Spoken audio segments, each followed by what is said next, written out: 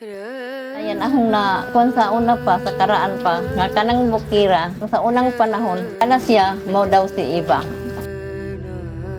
Sa barangay bayanihan ng Libho, Dinagat Islands, may isang bundok na mistulang babaeng nakahiga. Isa sa mga mahalagang yaman na minana ng mga dinagat noon mula sa kalikasan na sumasalamin sa pinagmula ng isla. Ito ang babaeng bukid.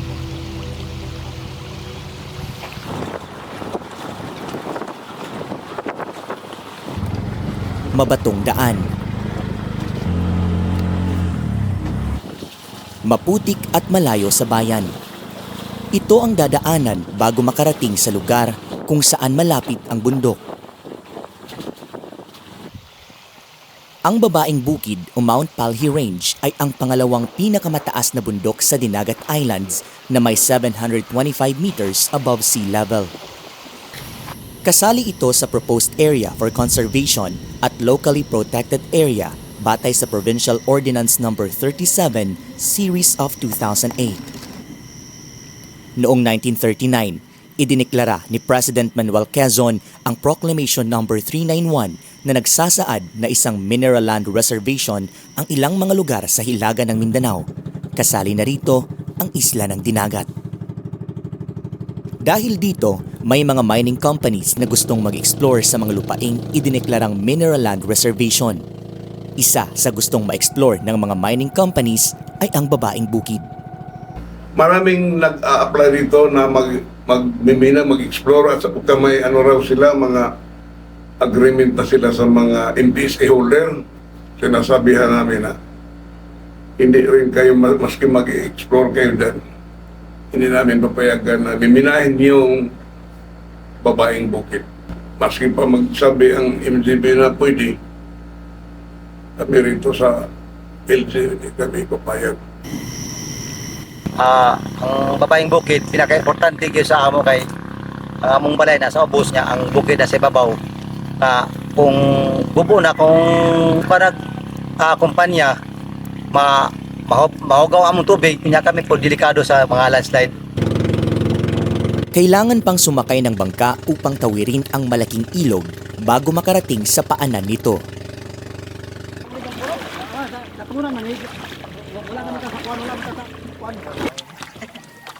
Inakyat ko ang bundok upang makita ang di umano'y pinangangambahang pagmimina.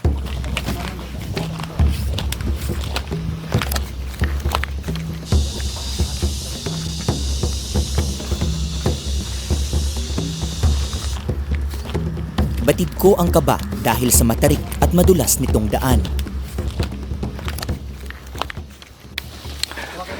May mga mahihirap na parte, ngunit hindi namin ito nakunan dahil sa maulan na panahon. Sa kalagitnaan, maraming nakaharang na mga sanga at puno sa daan.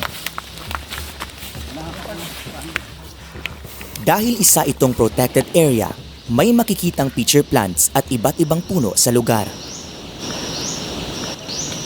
Ngunit batay sa record ng DENR, may mga nanganganib na mga puno at hayop sa lugar, gaya na lamang ng ibong kalaw at puno ng apitong.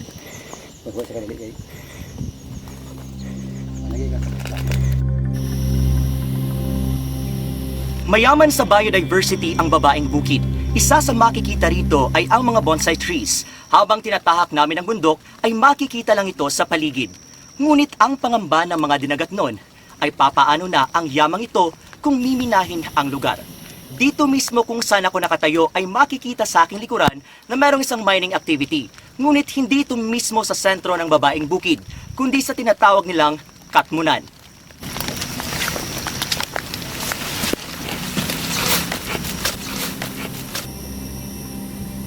There are many reasons why ayaw nating ipamina ang babaeng bukid. Of course, napag-usapan natin ang effect sa biodiversity. Babaeng bukid and lalaking bukid in Dinagat Islands is a spiritual icon. It has a spiritual effect. Ako usap ko nag-defender nga ang bukid dili to nila hilabtan kay kanang gana mangud ang bukid nga na usa sa mga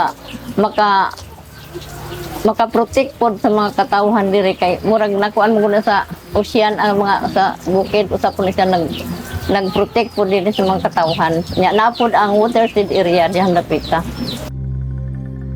May isang mining company na nagmimina sa karatig na lugar ng babaeng bukid, ang Stagno Mining Corporation.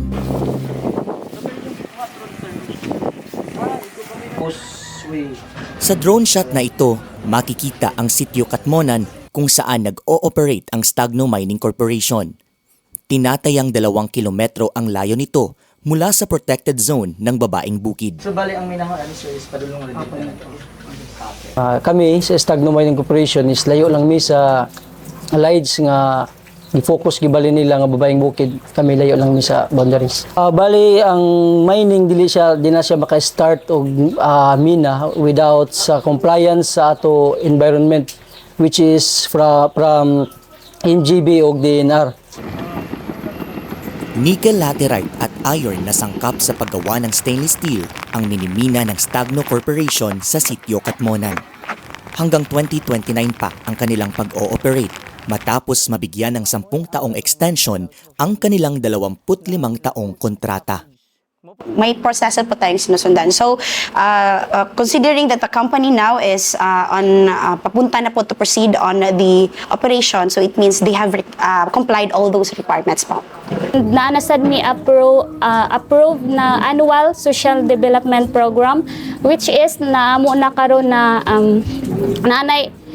na-implement na namo karon sa pagkakaron ang amo nahatag sa mga barangay sa socio-cultural na naminahatag.